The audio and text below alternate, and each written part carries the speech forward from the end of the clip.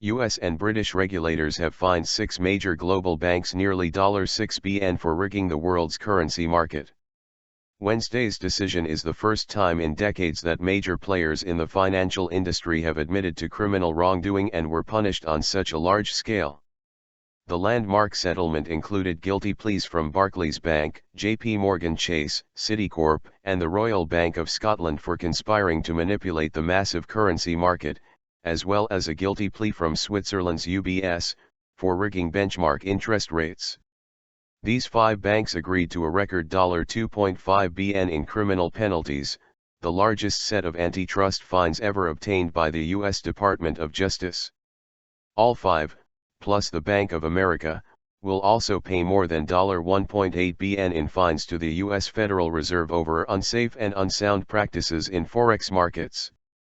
The massive settlement addresses what regulators described as a brazen scheme by financial heavyweights to orchestrate trades in the $5.3 tn per day global foreign exchange market in ways that cheated clients and bolstered their own profits. Brazenly illegal behavior.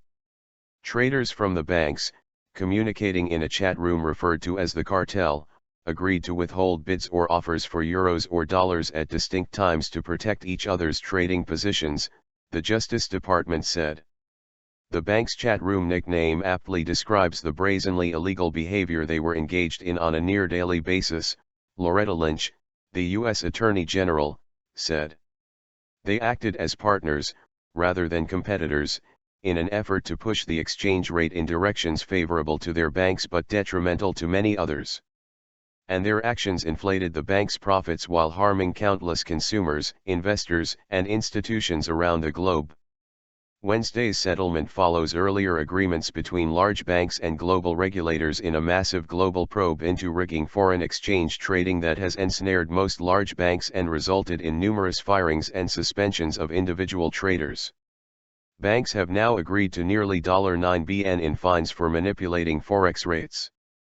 The size of penalties on individual banks ranged from the hundreds of millions of dollars to $2.4 billion for British bank Barclays, depending on a bank's involvement in the scheme and whether it had joined an earlier settlement with some regulators late last year.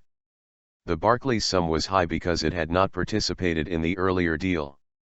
Put simply, Barclays employees helped rig the foreign exchange market, said Benjamin Losky, the head of the Department of Financial Services for New York State. They engaged in a brazen heads I win, tails you lose scheme to rip off their clients. In Wednesday's deals, in addition to forex manipulation charges, both Barclays and UBS were fined for violating a 2012 settlement for conspiring to rig LIBOR, the global commercial interest rate benchmark used to peg millions of rate-sensitive contracts and loans around the world. UBS said that it will plead guilty to fraud in the U.S. over the LIBOR interest rate rigging scandal and pay $203 million in fresh fines. The Justice Department granted the Swiss bank conditional immunity in its foreign exchange probe for cooperating with the investigation. However, the Justice Department demanded the guilty plea on LIBOR after concluding UBS's role in foreign exchange breached its 2012 non-prosecution agreement on LIBOR.